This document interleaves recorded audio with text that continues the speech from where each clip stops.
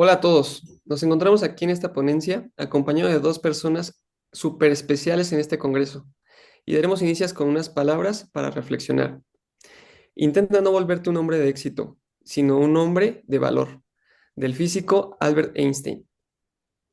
Es un honor, doctores, darle la bienvenida en esta nueva sesión del cuarto Congreso Internacional en Evaluación y Dirección Ética de Proyectos Públicos y Sociales. Este congreso está organizado por la Facultad de Estudios Superiores Aragón y la Universidad Nacional Autónoma de México. Como cada encuentro, buscamos fomentar el intercambio de ideas y la reflexión sobre temas clave para el desarrollo de proyectos públicos y sociales, fortaleciendo así este espacio de diálogo académico. Les acompaña su servidor Jesús González y me complace conducir este gran evento. Tenemos el privilegio de contar con la presencia de la doctora Leire San José y del doctor José Luis Retolaza. A continuación daremos lectura a las semblanzas de nuestros ponentes, con el objetivo de conocer más sobre su destacada trayectoria profesional y académica. Comenzamos con la semblanza de la doctora Leire San José. La doctora es una catedrática de finanzas de la Universidad del País de Vasco y directora del grupo de investigación ECRI. Sus siglas en español es Ética en Finanzas y Valor Social, reconocido internacionalmente por su aportación al estudio del valor social en las organizaciones. Doctor en Ciencias Económicas y Empresariales, ha realizado estancias de investigaciones en universidades como Huddersfield en Reino Unido, Loyola, Chicago en Estados Unidos, Oxford en Reino Unido y Bergamo en Italia, lo que ha reforzado la dimensión internacional de su trayectoria. Su investigación se centra en la ética financiera, la responsabilidad social corporativa y la monetización del valor social, siendo una pionera en el desarrollo del modelo del valor social integrado. Ha publicado más de un centenar de trabajos académicos y lidera proyectos de colaboración en empresas, cooperativas, fundaciones y entidades del tercer sector. Actualmente la doctora forma parte del Comité Ejecutivo de la Red Europea de Ética Empresarial y del Comité Ejecutivo de la Asociación Española de Contabilidad y Administración de Empresas, donde impulsa la investigación y el debate académico en torno a la ética y sostenibilidad en la gestión. Su trayectoria de la doctora refleja un compromiso con un modelo económico más responsable y orientado al bien común. Agradecemos a la doctora Leire su valiosa participación. Continuamos con la semblanza del doctor José Luis Retolaza. El doctor es un profesor de economía de la Universidad de Deusto, especializado en contabilidad social. Es director científico en contabilidad económica mundial por la GEA Accounting y presidente de EBEN, que es la European Business Ethics Network, en España hasta 2020, acreditando por Univasc como profesor catedrático en finanzas y contabilidad. Cuenta con 3 sexenios de investigación y 1 de innovación y transferencia. Es doctor en economía por la Universidad del País de Vasco, sobresaliente cum laude, que es una calificación académica de máximo honor en una tesis. Además de licenciado en filosofía por la Universidad de Deusto y en psicología clínica e industrial. Posee un máster en finanzas avanzadas y formación en métodos robustos de estadística aplicada. Forma parte de los grupos de investigaciones UME, Universidad de Deusto, y Cátedra de Gestión y Gobernanza de Cooperativas Financieras por la Universidad de París Sorbonne Escuela de Negocios. Es miembro del Comité Científico y Editorial del Centro Internacional de la Investigación e Información sobre la Economía Social y Cooperativa. Cuenta con más de 50 publicaciones indexadas, además de una amplia participación en congresos, seminarios y conferencias internacionales. Antes de su etapa académica, fue director general en diversas consultoras y ha ocupado cargos de responsabilidad en el tercer sector, incluyendo Caritas Reas, Euskal Herria, que es una red de economía que agrupa empresas y entidades del País de Vasco y Navarra, también en la Fundación La Bola. Agradecemos al doctor José Luis por su valiosa participación. La doctora y el doctor nos presentarán su ponencia titulada La trampa del efecto Frankenstein, coherencia y ética técnica en la evaluación del valor social de proyectos. Eso está embarcado en el eje temático medición del impacto social y ética en el uso de la inteligencia artificial en las mediciones del impacto. Estimada audiencia, los invitamos a colocar sus dudas, sus preguntas en la sección de los comentarios. Bueno, sin más por el momento, cedo la palabra al doctor o a la doctora, ansiosos de escucharlos en este panel de especialistas. Adelante, doctores. No, pues muchísimas gracias, Jesús, por la excelente introducción que has hecho al tema y a nuestras personas. Entonces, vamos a coger aquí lo mejor posible, pues el reto de reflexionar y transmitir los conocimientos y dar esas posibilidades. Vamos a dividir esta intervención en dos partes. Yo haré la primera, que tendrá un carácter más introductorio y generalista, centrado fundamentalmente en el análisis y la reflexión sobre los diversos aspectos relacionados con el impacto, el análisis de impacto, y la doctora Luisa José se focalizará más específicamente en el modelo de contabilidad social, el uso de la inteligencia artificial vinculado a este modelo y las reflexiones éticas sobre su utilización. Bueno, le hemos titulado a esta ponencia con un título curioso. La trampa del efecto Frankenstein. Todos nos recordamos la famosa y conocida historia de la de Frankenstein, donde pues se construye, no sé, si un monstruo, un intento de ser humano, un intento, digamos, pues de construir algo coherente, pero juntando diversas partes, diversas piezas que no encajan del todo bien, ¿no? Y esto, pues, nos lleva al final a tener un resultado de algún tipo monstruoso, a pesar de que cada parte pudiera ser adecuada y que la intención, digamos, de vincular estas partes sea la correcta, ¿no? Esto pasa un poco con el análisis de impacto. Y por eso le hemos puesto este título, hombre, que nos ha llamado un poco la atención, porque grandes partes del análisis de impacto y de sus construcciones tienen un efecto Frankenstein.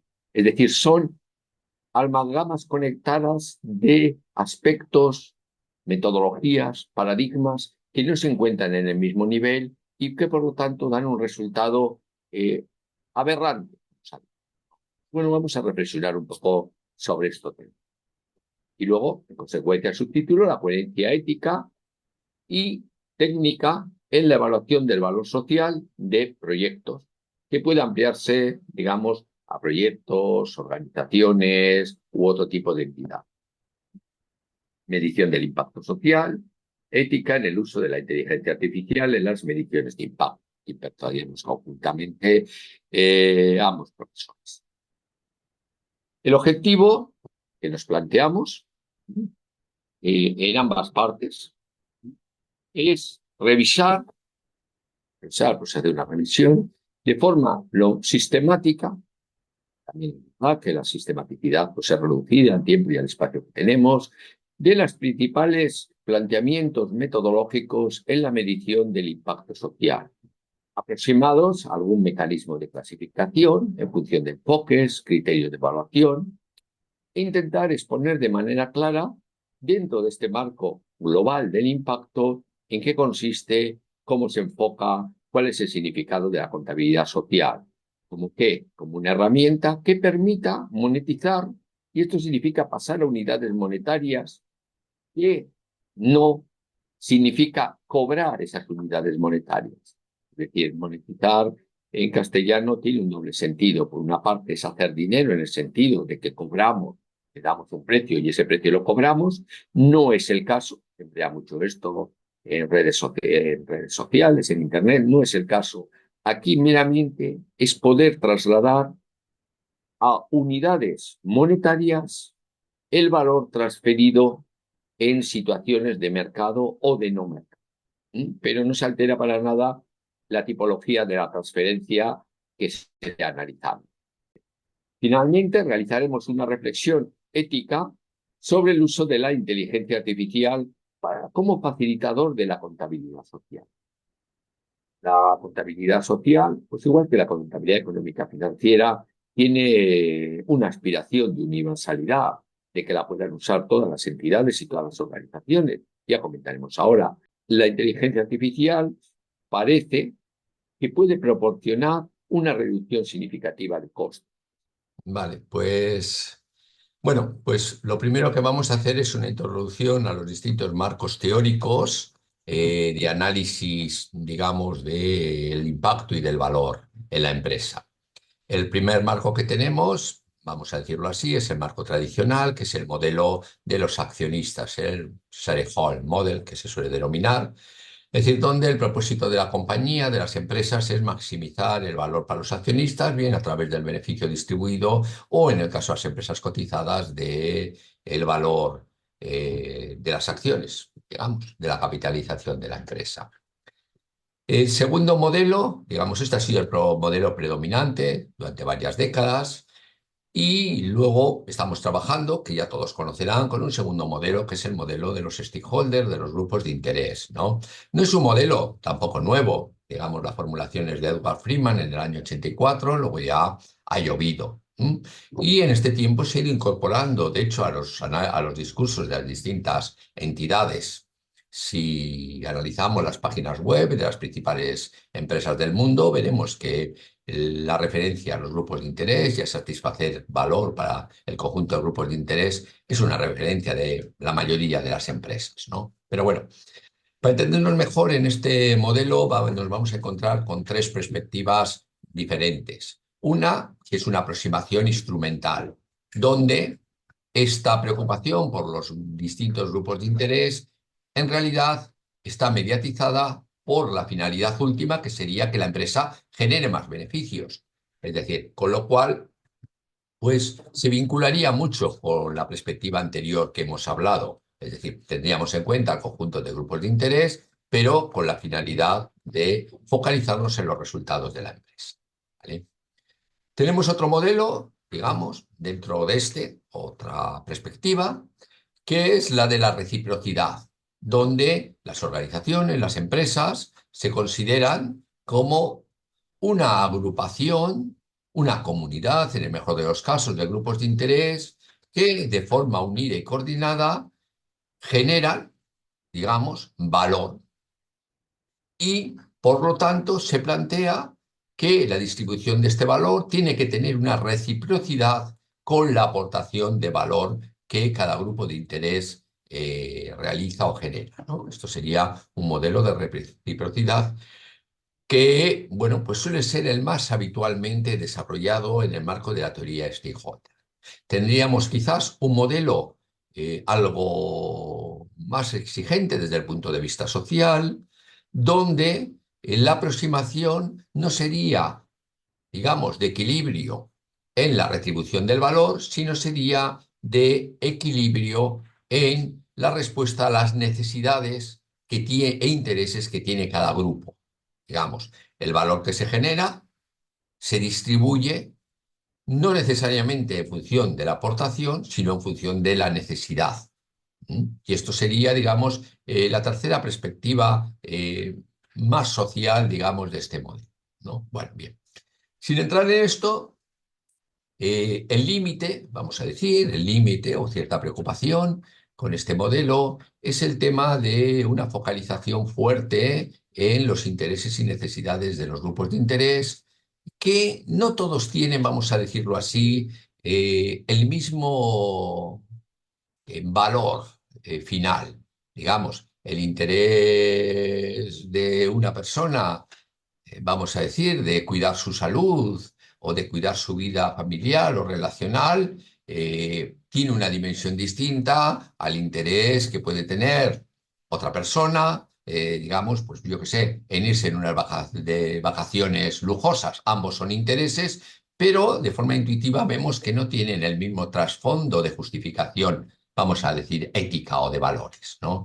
Y con esto daríamos paso a un tercer modelo con el que nosotros estamos ahora trabajando, pensando, desarrollando, un modelo de valor intrínseco, es decir, que de alguna forma plantea que el valor no solo está en función, indudablemente, de un grupo de interés, los inversores, pero tampoco está en función del conjunto de grupos de intereses, sino de las necesidades, vamos a decir, legítimas de esos grupos de interés. Es decir, de buscar o perseguir valores intrínsecos, valores que por sí mismos y no de forma instrumental sean buenos, ¿no? Y con esto sí que conectamos con un núcleo de reflexión ética. Es decir, precisamente el valor propio de estos valores que nosotros o la empresa o la organización está intentando satisfacer o está generando resultados que lo satisfacen, ¿vale? Entonces, bueno, este marco, como marco global, yo creo que es un tema interesante. Es decir, ¿por qué? Porque la interpretación de los análisis de impacto será muy distinto, es decir, según en qué marco nos situemos. Entonces, yo creo que esta es una de las primeras reflexiones que tenemos o deberíamos hacer, ¿vale? Aquí pongo, bueno, es una representación, sin más, pero yo creo que es una representación muy interesante del modelo que propone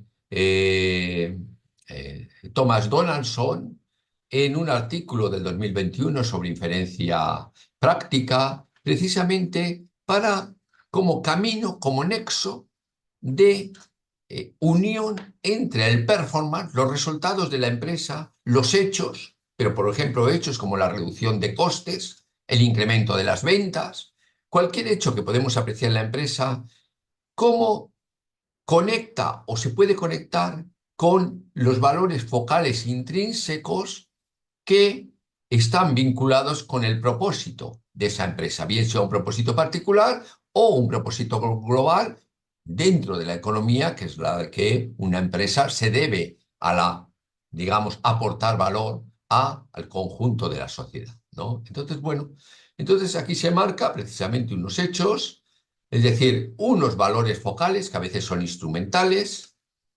Esto está mediatizado, ¿cómo no? Es decir, por la teoría de los stakeholders o el valor para el conjunto de los stakeholders, pero está orientado a ese valor intrínseco focal, ¿vale? Y aquí en medio, digamos, como elemento de conexión, nos aparece, o aparece, no es el único, puede haber otros, pero la contabilidad social, que precisamente conecta resultados económicos financieros, resultados de transferencia de valor de no mercado, que en muchas ocasiones pasan totalmente desapercibidos, con valores intrínsecos, digamos, del entorno social en el que se desenvuelve la empresa, conectados más explícita o implícitamente con su propósito, ¿vale? Y esto es, digamos, el ámbito de encaje de este proceso de reflexión. Aquí tenemos una matriz que nos permite avanzar en el análisis de los enfoques de impacto social. Tenemos muchos tipos de aproximación. Dependiendo de cuál sea nuestro propósito, nuestro interés, podemos o debemos adoptar uno u otro. Vemos dos ejes, un eje horizontal, otro eje vertical. El eje horizontal representa el tiempo. Nosotros podemos acercarnos a un impacto de tiempo, perdón, a un proyecto, a un análisis de impacto, es decir, antes de ejecutar el proyecto, análisis ex ante, por ejemplo, si queremos hacer una inversión en un hospital, lo lógico es que hagamos un análisis anterior de si esa inversión va a merecer la pena o no va a merecer la pena, es decir, de qué impacto esperamos que tenga. Es decir, igual que cuando vamos a poner en marcha una empresa, pues hacemos un proyecto de viabilidad, es decir, pensando o esperando analizar qué va a ocurrir en el futuro, ¿vale? Podemos hacer un análisis en el momento de ocurrencia. En el momento de ocurrencia, normalmente suele ser en un periodo poco posterior a que ocurran los hechos y los acontecimientos. Similar a lo que ocurre en la contabilidad económico-financiera, donde al finalizar el año hacemos un resumen de todo lo acontecido, ¿no? Que es donde se ubica, se sitúa también la contabilidad social, que es un resumen que haces de todo lo acontecido, ¿no? Este es digamos, un análisis de impacto en un plazo de tiempo relativamente corto. Y luego, este impacto, indudablemente, se puede alargar en el tiempo. Podemos ver hoy qué impacto hemos tenido al de un año, al de 3 años, al de 5, al de 50, todo depende del proyecto y de lo que queramos analizar, ¿vale? En el tiempo, todo esto que hemos comentado son distintos procesos de análisis de impacto. Dependiendo de en qué momento nos encontremos o queramos abarcar, tendremos que elegir una u otra metodología, ¿vale? Lo que sí tienen estas metodologías es una cierta limitación sobre la amplitud de los datos que vamos a analizar. Y este es el eje vertical. ¿Mm? Si nos situamos, es decir, en periodos previos, donde hay pocos acontecimientos puestos sobre la mesa y fundamentalmente vamos a hacer un análisis de los input en relación a los output que debemos generar, que serán solo aquellos focales a nuestro propósito, podemos analizar todos todos aquellos que nos planteamos. Podremos hacer un análisis amplio, aunque al ser teórico estará mucho más limitado que lo que luego ocurre en la realidad. Si nos focalizamos, digamos, en el momento de ejecución, en el tiempo cero o t+1, al de un año, es decir, podremos abordar también de una forma bastante amplia o completa todos los acontecimientos que han ocurrido. Pues igual que desde una contabilidad económico-financiera se abordan todas las facturas, todos los gastos, todas las inversiones. Vamos a decir así, es de una amplitud total. Esto mismo ocurre en la contabilidad social que se hace en este momento. Si queremos ir avanzando hacia momentos posteriores, tendremos ya que ir, digamos, perdiendo de alguna forma, es decir, amplitud para focalizar las actuaciones. ¿Mm? Este tema también se suele hacer a través, por ejemplo, de indicadores o KPIs, digamos, en momentos, en periodos cercanos al momento de ejecución, digamos, que viene a ser un tema más restringido que el de la contabilidad social, puesto que solo nos aproximamos a algunos indicadores. De hecho, tenemos el problema que cuando intentamos aproximarnos al conjunto global de indicadores, pues estos empiezan a crecer de forma desproporcionada y no sabemos qué hacer con tantos indicadores, ¿no? Para que tenga uso y se pueda usar, tiene que ser restringida en unas dimensiones similares a las que puede tener un cuadro de mando integral. Y luego podemos querer hacer análisis de impacto a 3, 5, X años, donde lo que se suele usar ya son análisis de causalidad a través de modelos aleatorios, que en este caso tenemos que ser estrictamente focales o focalizados porque exige muchos recursos y solo podemos analizar algún impacto concreto sobre el que tengamos interés. De alguna forma, esto delimita, como veis ahí, distintos procesos metodológicos, los análisis aleatorios de causalidad, los KPIs o indicadores, la contabilidad social, los análisis input-output, que son aplicables dependiendo de la tipología de análisis que queramos hacer.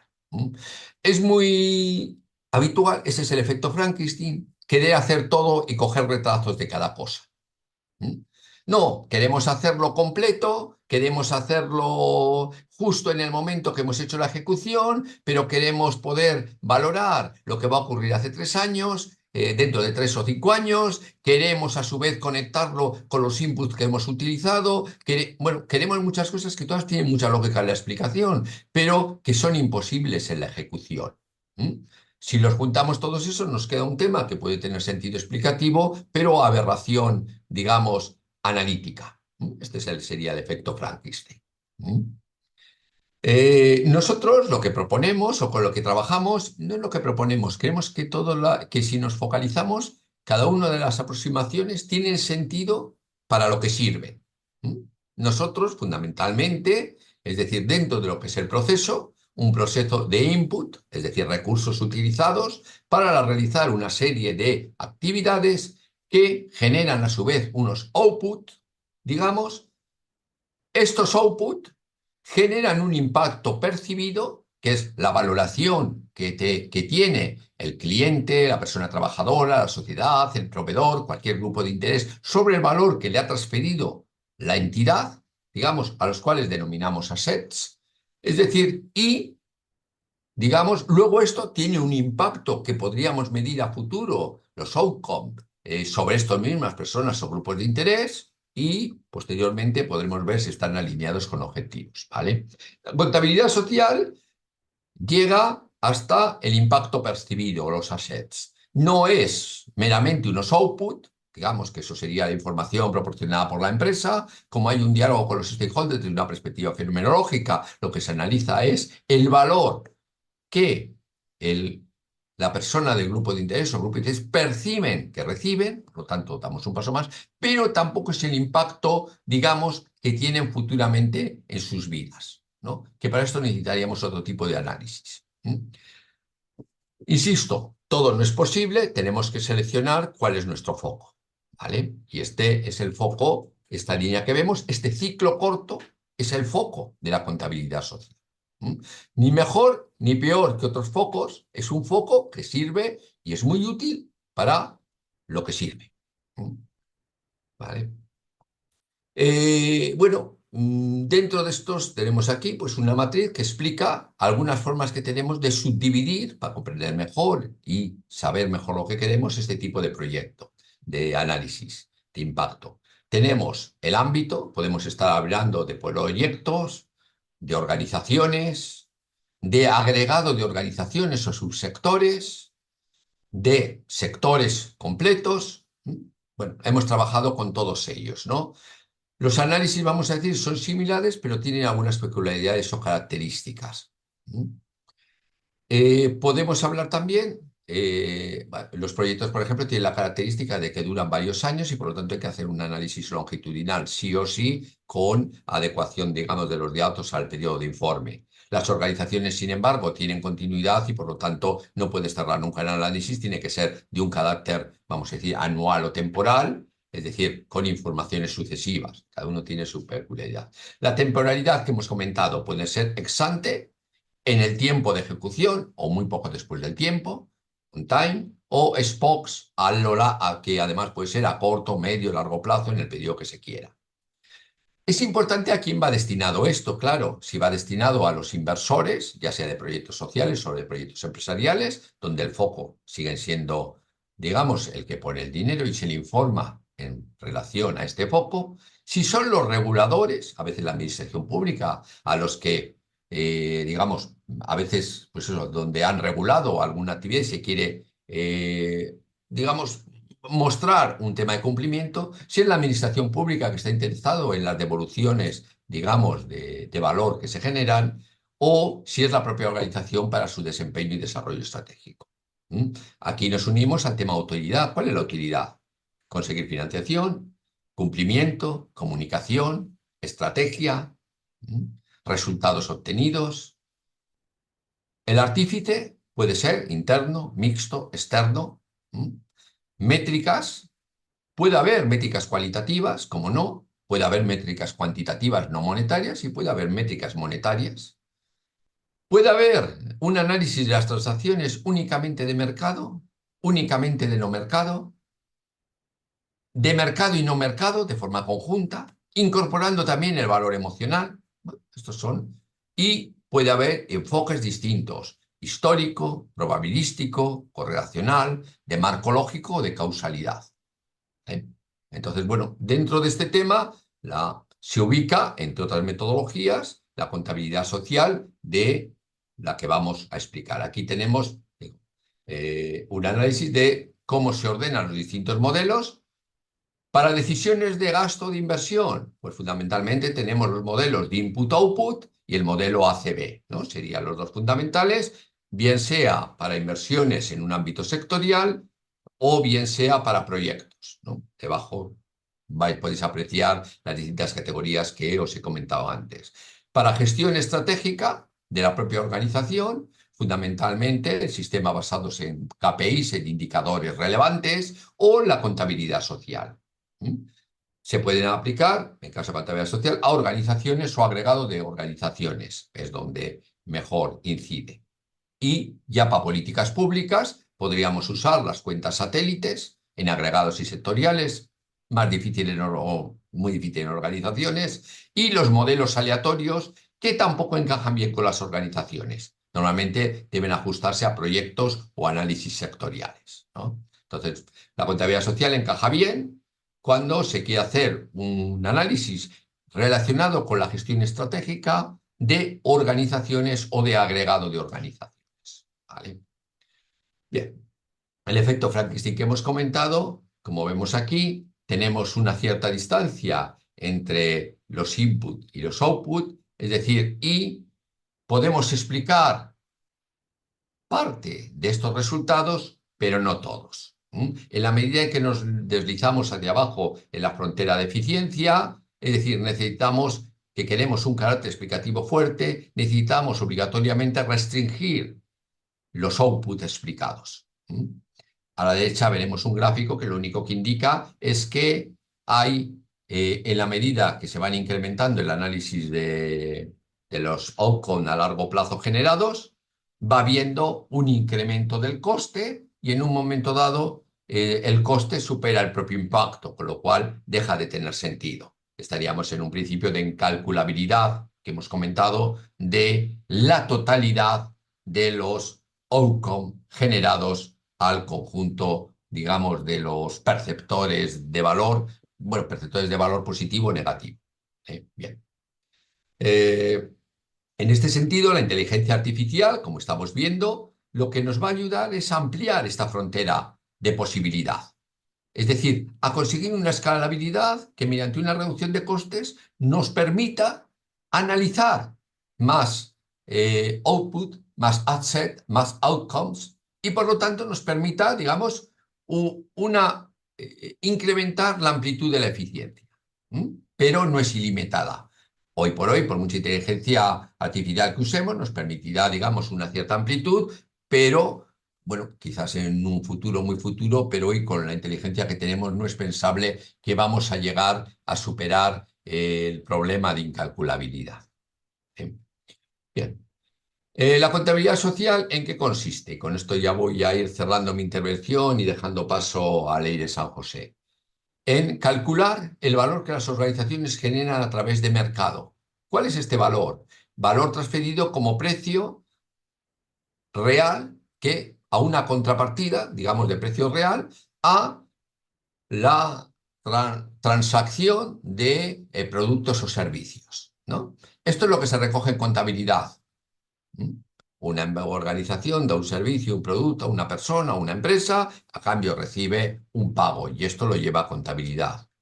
¿Esto genera valor? Sí, claro que esto genera valor. Este es el núcleo de valor, por lo menos en el planteamiento económico. Y por lo tanto esto hay que visualizarlo y analizarlo y ver a quién se le genera ese valor y cómo se distribuye. Primer tema de la contabilidad social. Segundo tema, valor de no mercado. ¿Qué hay? Hay unas transferencias también de valor que no tienen una contraprestación de precio. Y diréis, bueno, esto será poco. Bueno, esto quizá no es excesivamente elevado en las empresas mercantiles, que también tienen una transferencia de valor de no mercado. Pero, por ejemplo, en cooperativas que hemos hecho análisis, el 50% del valor, el 51% del valor que generan en los grupos que hemos analizado es de no mercado. Fijaros que es tan importante el valor de no mercado como el de mercado. Y en entidades del tercer sector o administración pública, fundamentalmente el valor que se transfiere es un valor de no mercado, con lo cual es un tema muy, muy importante si se quiere comprender realmente la creación y transferencia de valor por parte de las organizaciones en un contexto social. Vale. Y luego también podemos analizar y calcular el valor emocional, una transferencia de valor vinculada a la percepción de los receptores de si ese valor que se le transfiere es superior en la, vamos a decir, el intercambio de valor a lo que ellos han aportado, ¿no? Bueno, es un valor complementario, pero tan importante como cualquiera de los otros, ¿vale? Cada uno se calcula de forma distinta. El valor de mercado, estamos siguiendo procedimientos normalizados de contabilidad, que Leire avanzará o explicará un poco. El valor de no mercado, estamos siguiendo todo un proceso por fases, la metodología SPOLI que hemos desarrollado nosotros y que, bueno, hemos contrastado ya en más de 300 organizaciones de distintos sitios del mundo.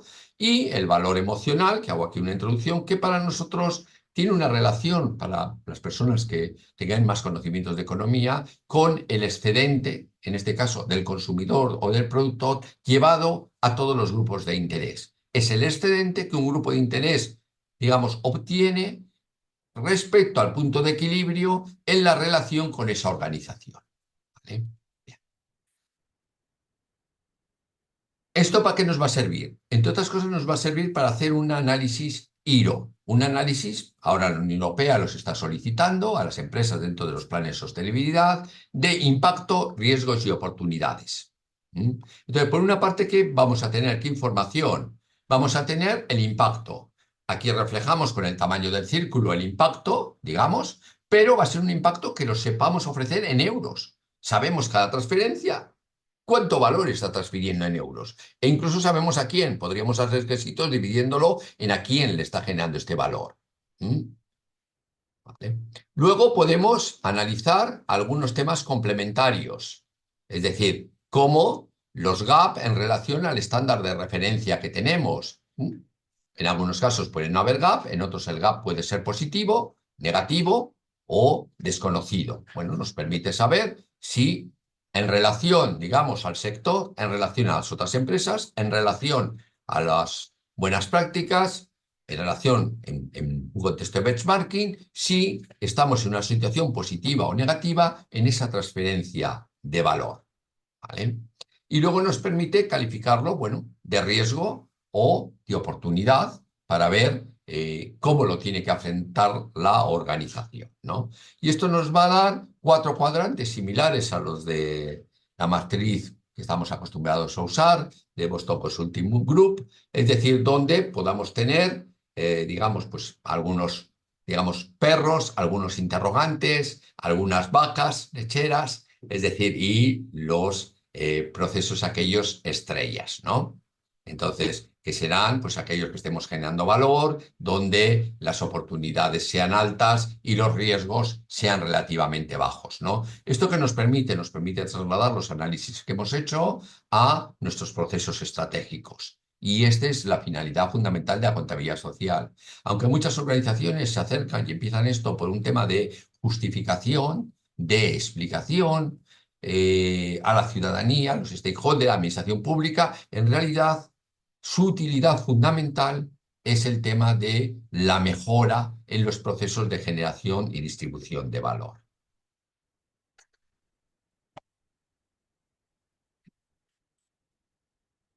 Cortamos unos segundos mientras se ubica Leire.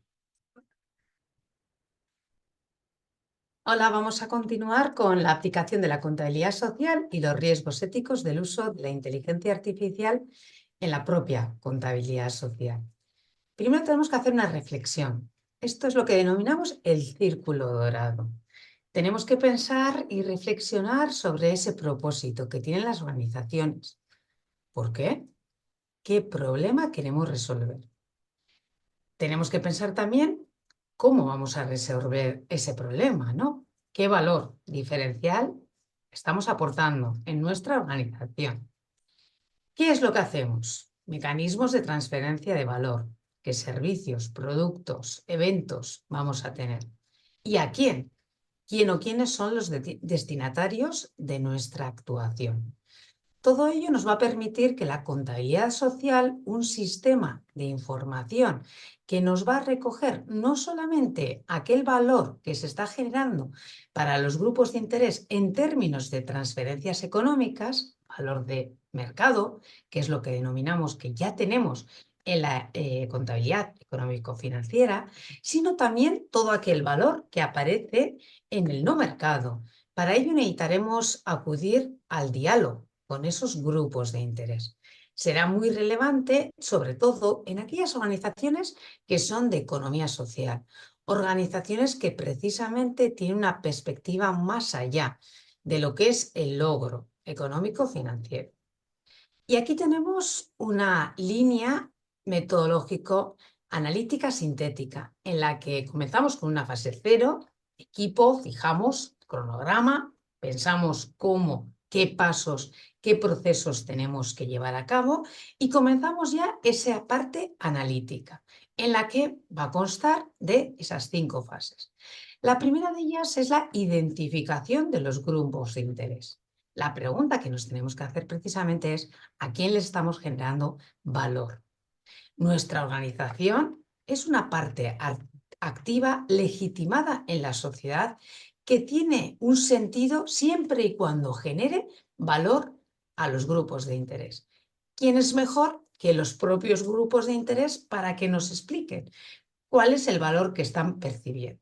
Hacemos entonces ese mapa, esa ilustración de a quienes les generamos o les pensamos generar ese valor social. Identificamos además los mecanismos de transferencia de valor. Para eso necesitamos que acudir a los stakeholders y consultar, preguntar qué es lo que les genera valor de nuestra organización. Una vez que tenemos este análisis, deberíamos de realizarlo bajo el prisma de la doble materialidad, identificar cuáles son aquellos impactos significativos, tanto hacia la propia organización como de la propia organización hacia los diferentes grupos de interés.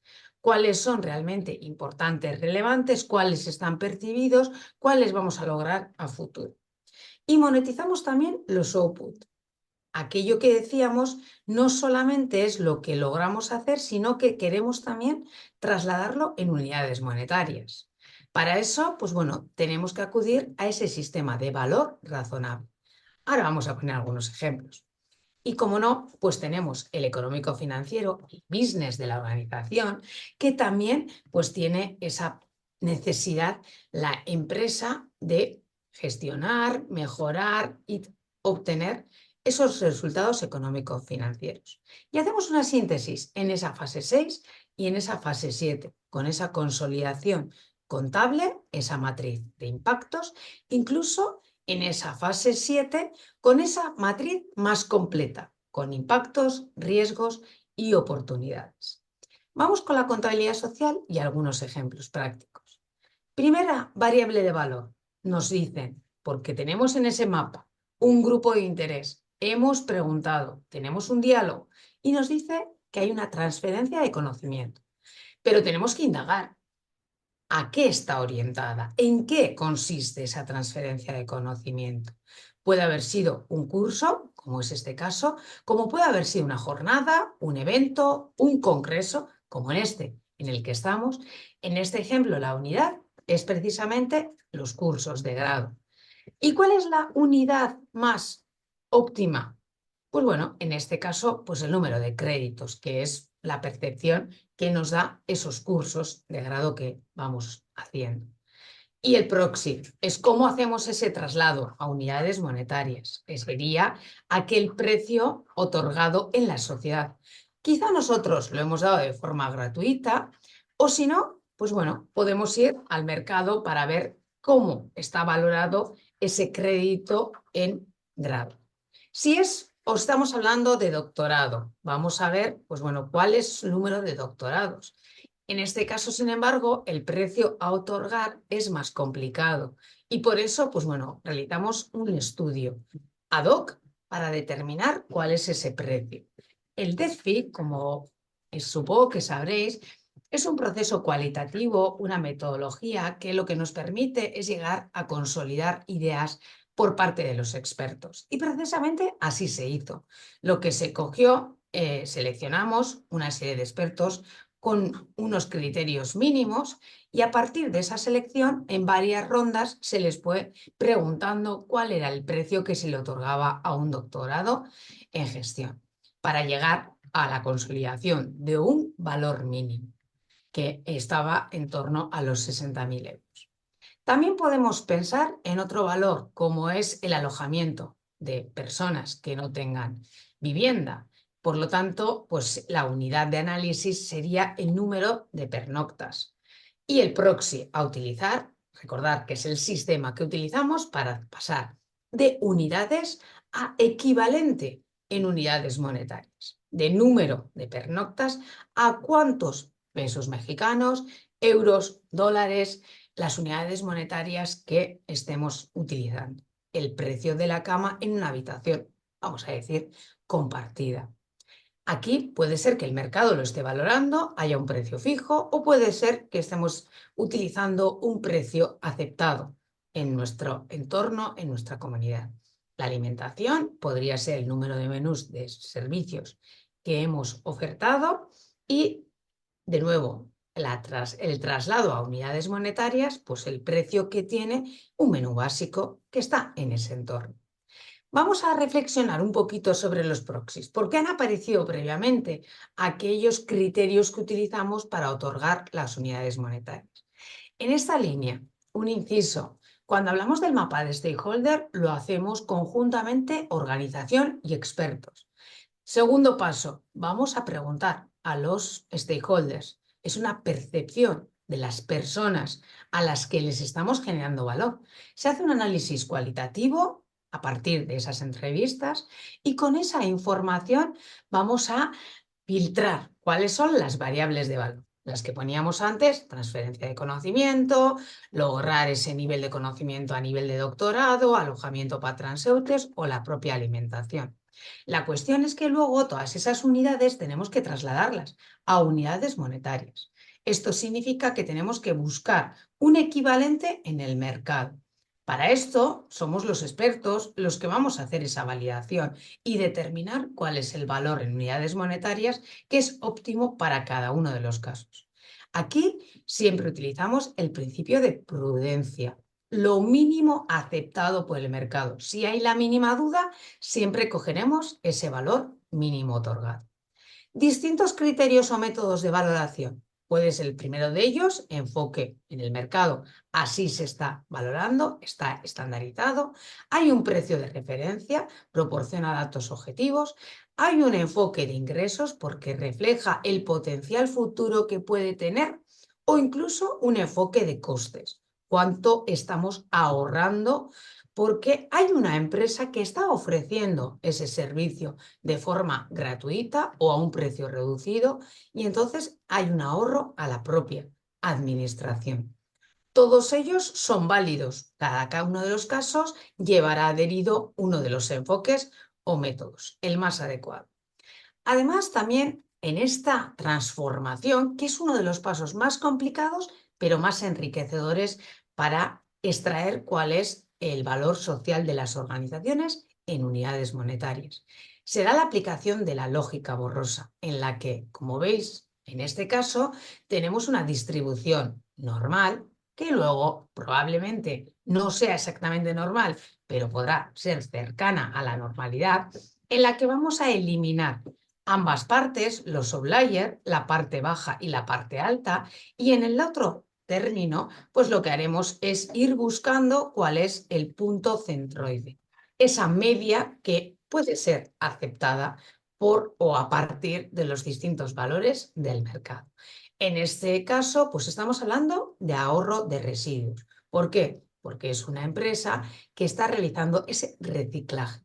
Al realizar el reciclaje, otras organizaciones, probablemente el gobierno, no tiene que hacer esa limpieza en la calle de ese residuo porque precisamente hay una empresa privada que lo está haciendo. Pero, pues bueno, hay que asignarle un precio ya que no cobra por ello. ¿Qué es lo que hacemos? Pues vamos a distintas localidades que están cobrando por ello, en cada una de ellas, pues por tonelada serían esos 46, 52, 58, quitamos los outliers y nos quedamos precisamente con esa media que puede ser ajustada al precio más idóneo, equivalente a lo que estaríamos haciendo. En este caso, pues ese número que se le otorga al centroide, que es 62. Quedaría algo así al final. Vemos que tenemos un resultado económico en la organización. XX hemos puesto para no poner una cifra concreta. A este precio, a este resultado económico, esto viene de lo económico financiero, pues vamos a ir añadiéndole más información. Aparece el valor social de mercado. Este primer círculo está extraído a partir de la cuenta de pérdidas y ganancias que realizamos, pues bueno, una pequeña transformación. En este caso sí que hay una gran diferencia. Corresponde a que en el resultado económico financiero tenemos los gastos de personal, está como costes, está en negativo y sin embargo el valor social de mercado es una aportación a los trabajadores. En los proveedores vamos a buscar cuál es la cadena de valor y de ahí, pues bueno, deduciremos también cuál es el valor generado a los proveedores. Cuando estamos pagando impuestos, tributos, seguridad social a trabajadores, cuando hacemos la cuenta de resultados, de nuevo está en negativo, pero precisamente es un valor que estamos generando a nuestra sociedad y en el valor social de mercado estará en términos positivos.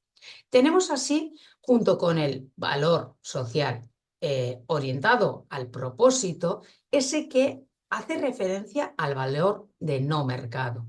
¿Qué es lo que se está haciendo a partir de la percepción de los grupos de interés? Filtramos cuáles son las variables de valor, las listamos y a partir de esa transformación con los proxies, ¿la recordáis? Anteriormente la hemos visto, enfoque de mercado, referencias, ingresos o costes, pues conseguimos el equivalente en unidades monetarias. Y finalmente hacemos ese valor social integrado que nos permitirá ver que por mucho que el resultado económico incluso puede llegar a ser negativo, alcanzaremos ese valor social integrado en unidades monetarias. Como bien se decía al inicio, monetizamos. Eso no quiere decir que vayamos a ganar todo ese dinero de ese círculo tan grande. Estamos diciendo que nuestra organización está generando el equivalente de esa cantidad en unidades monetarias. Pero nos entendemos todos cuando hablamos de pesos mexicanos, de dólares o de euros. Sin embargo, cuando hablamos de número de cursos, número de doctorados, número de personas fijas, número de eventos, jornadas, es mucho más difícil ese análisis, discurso y agrupación de las variables. Quedaría además algo tal que ¿cuánto estamos generando a cada uno de los grupos de interés? Podríamos hacer ese análisis. ¿Cuánto a clientes? ¿Cuánto a administración? ¿Cuánto estamos reteniendo? ¿Cuánto es a las personas trabajadores, a la ciudadanía? Sí que hemos probado la utilización de la inteligencia artificial en la contabilidad social. Ha sido complementaria, pero no sustituye por ahora esa inteligencia artificial a la inteligencia humana, a todo este proceso. Como podéis ir suponiendo, el propio proceso hace tener una reflexión en las organizaciones, porque nos permite saber a quién le generamos valor con ese mapa, nos permite escuchar a nuestros grupos de interés, eso supone una cercanía y una comunicación sobre la preocupación que tenemos sobre lo que estamos haciendo, nos permite tener una visión más completa hacia ese valor o valores intrínsecos que son superiores a esos objetivos concretos y operativos o incluso estratégicos que tengamos en nuestra organización. Aplicamos entonces la inteligencia artificial y ¿de qué somos conscientes? ¿Qué evidenciamos? Bueno, que existe un grado de variabilidad muy alto. Pregunta y respuesta es diferente. Que existe un sesgo, existe una desviación sistemática a favor o en contra de ese resultado. Es manipulable. Podemos reorganizar, revisar, reescribir la pregunta y lograremos al final tener el resultado que nos parece. La trazabilidad a veces es complicada, no entendemos la inteligencia artificial de dónde obtiene esos resultados. Y además hay un desconocimiento sobre la opacidad, ¿no? Un desconocimiento sobre los algoritmos. Es opaca, no nos acaba de confirmar con esa sistematicidad de dónde viene cada uno de los datos y cuál es el resultado obtenido. Con lo cual, tenemos aún una caja negra. Esto no significa que no sea útil la inteligencia artificial para el desarrollo y aplicación de la contabilidad social. Tenemos algunas fórmulas para mitigar estos riesgos que hemos ido mencionando previamente. La falta de trazabilidad, la probabilidad de aplicación de sesgos, la posibilidad de manipulación.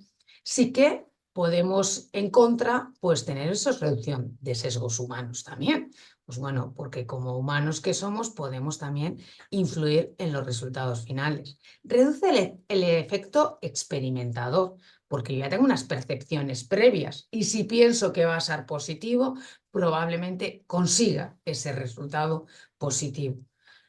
Mejora la gobernanza de ese dato porque yo soy capaz, pero tengo una limitación del número de datos de análisis que puedo ir realizando.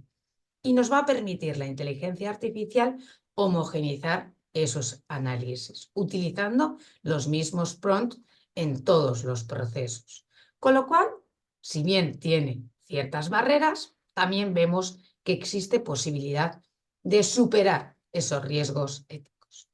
Vamos con las conclusiones y luego una pequeña reflexión sobre lo que también el profesor doctor José Luis Retolaza ha comentado. Las conclusiones sobre la inteligencia artificial son un apoyo, pero tenemos que ser conscientes de que no sustituyen a ese análisis, a ese proceso, a ese diálogo, a esa reflexión que tenemos que ir realizando en la organización con nuestros grupos de interés. Tenemos esa trazabilidad algorítmica. La IA mejora el seguimiento y organización del dato. Puede analizar muchos más datos, pero debemos de verificar. Lo hace más rápido también, ¿verdad? El benchmarking y la comunicación es una información y análisis que es comparativo con otras entidades del sector y podemos tener una contabilidad social que nos permita empoderar a personas trabajadoras, directivos e introducir la perspectiva social en el cuadro de mando integral. Por último, pues tenemos ese impacto social, reflexionar en qué tipo de impacto queremos medir. Así, la metodología será acorde con esas necesidades. Y podemos volver al inicio cuando nos enmarcábamos en esas posibilidades de impactos, impactos ex ante, impactos durante, impactos muy a futuro. Tenemos que ser conscientes de que la contabilidad social nos va a servir para revisar cuál es el impacto social anual que tenemos. Pero cuando tengamos muchos anuales, pues ya sabemos que podemos hacer esos análisis longitudinales, como el económico financiero nos sirve también para realizar prospecciones a futuro, realizar simulaciones con la contabilidad social, así podemos realizar también. La reflexión que íbamos a hacer. Teníamos los valores intrínsecos, recordamos, cómo se alinea esta contabilidad social práctica con todos esos valores. Hechos, teorías, datos, análisis. Vamos con unos ejemplos. Evidencia del informe. Nos está diciendo que a partir de ese informe, de ese valor que está generando en esta organización, se consigue monetizar el valor socioemocional. El valor superior, intrínseco, global, ¿qué hay detrás de esta actuación? Es precisamente la dignidad humana y el respeto a las personas. Y el razonamiento para conectar ese valor intrínseco con esa actuación, pues es que conseguimos tener un dato palpable en unidades monetarias. Y esto nos va a permitir reforzar la dignidad de los beneficiados y de los voluntarios. Nos va a permitir no solamente tener una narrativa cualitativa, que puede ser también importante, sino que esa narrativa va a estar alineada totalmente con unas unidades monetarias, lo que va a permitir que esa dignidad humana, teórica, global, esté totalmente medida en unidades monetarias. ¿Esto qué nos permite? Pues bueno, precisamente estar en la misma medida que lo económico-financiero. Retorno económico social muy superior al presupuesto, nos está diciendo, consigue 4,51 unidades monetarias por cada euro de presupuesto o dólar o peso mexicano que tenemos. Estamos hablando de una justicia distributiva. ¿Cuánto se está generando al conjunto de los grupos de interés? No estamos hablando de uno de ellos, los accionistas, como nos habla lo económico financiero. Estamos abriendo ese abanico a los distintos grupos de interés y encima lo hemos medido en el mismo lenguaje para poderlo poner en la misma altura, a la misma altura. El razonamiento de la inferencia, la eficiencia y la creación de valor compartido evidencia una práctica que contribuye a la equidad social. Estamos distribuyendo 4,51 por cada euro, dólar, unidad que tenemos. Además, alguno de otros de ellas, vamos a ir a la de integración del valor de mercado y no mercado. valor de mercado, económico-financiero, pero con esa perspectiva de valor, valor para la administración, impuestos, tributos, estamos en positivo para los trabajadores, los gastos de personal se convierten en valor para esos trabajadores, pago a los proveedores se convierte en esa cadena de valor y estamos hablando también en positivo. Al final, el valor intrínseco superior sería la integridad y la solidaridad. El enfoque evita así reducir el valor al precio de mercado, mostrando compromiso con una visión más global hacia el bien común. Estamos integrando lo económico-financiero con el valor de no mercado, lo que permite esa integración entre esas transacciones económico-financieras, el business que estamos haciendo, porque no estamos hablando de ONGs, porque realmente estamos hablando de empresas que quieren contribuir también con lo económico-financiero, quieren ser rentables, pero no solo, a la vez y de forma íntegra y solidaria, quieren realizar y dar respuesta a ese propósito más global que es resolver los problemas y entonces logramos esa integridad y solidaridad. En definitiva, podemos hablar que los modelos de medición de impacto varían tanto en su alcance como en su finalidad.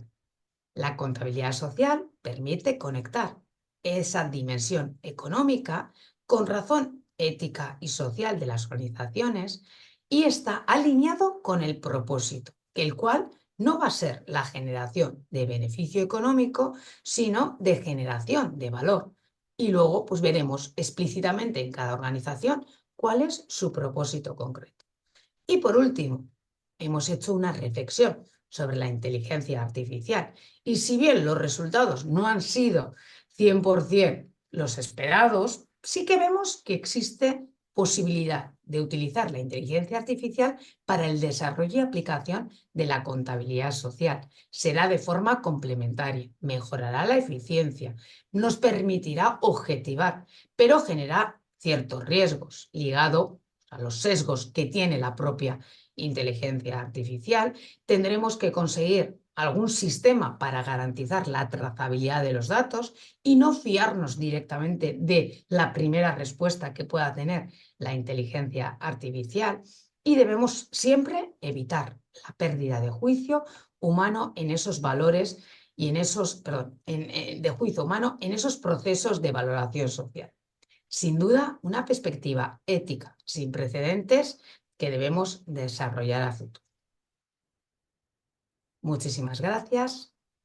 Cualquier pregunta, sugerencia, pues ahora estamos encantados de poder compartir con vosotros opiniones. Muchas gracias, doctores. Gracias por esta valiosa participación en esta ponencia que fue de suma importancia. Por compartir sus aportes en este que fue un panel de especialistas, que como siempre es un espacio de reflexión académica. Bueno, a continuación voy a dar lectura a algunas de las preguntas de los asistentes que estuvieron el día de hoy y comenzamos con la primera pregunta. ¿Te parece bien? Me parece perfecto. Adelante. ¿Están listos?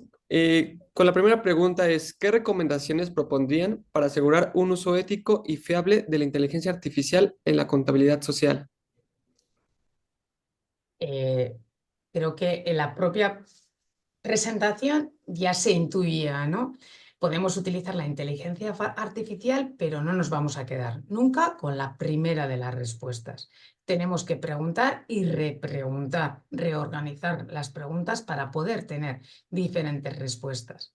Y así todo, aunque utilicemos ese análisis de pregunta-respuesta y con mucho feedback, pues una vez que tengamos ese resultado final, mi recomendación siempre es vamos a ir a los orígenes, vamos a comprobar que esa respuesta aceptada a partir de las preguntas de la inteligencia artificial deberíamos de comprobar si así es en la realidad. A veces lo utilizamos para determinar los proxies, porque como decíamos, pues bueno, la capacidad humana no nos permite tener ese análisis de muchos datos, de muchas variables. Como habéis visto en ese de la lógica borrosa, pues teníamos 10 o 15 variables de unidades monetarias para realizar esa parte de la normalización y ese centroide que al final creo que quedaba en 62. Claro, la inteligencia artificial le podemos decir, por favor, utiliza en mercado cuánto se está pagando por una tonelada de residuo. Y nos va a decir una serie de variables, una serie de valores.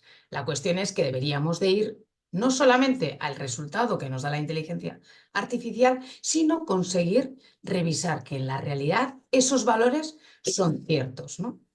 Entonces, mi recomendación es que se use, pero eso, un uso con prudencia y sobre todo con verificación. Pero sí que nos sirve para reflexionar, para tener una primera idea, para obtener los datos, para saber de dónde podemos ir o dónde podemos ir a buscar esa información. La sugerencia es verificación, utilizar luego los primarios para comprobar que así sea el dato que nos ha dado. Muchas gracias, doctora. Encantada. Pasamos a la segunda pregunta. Adelante.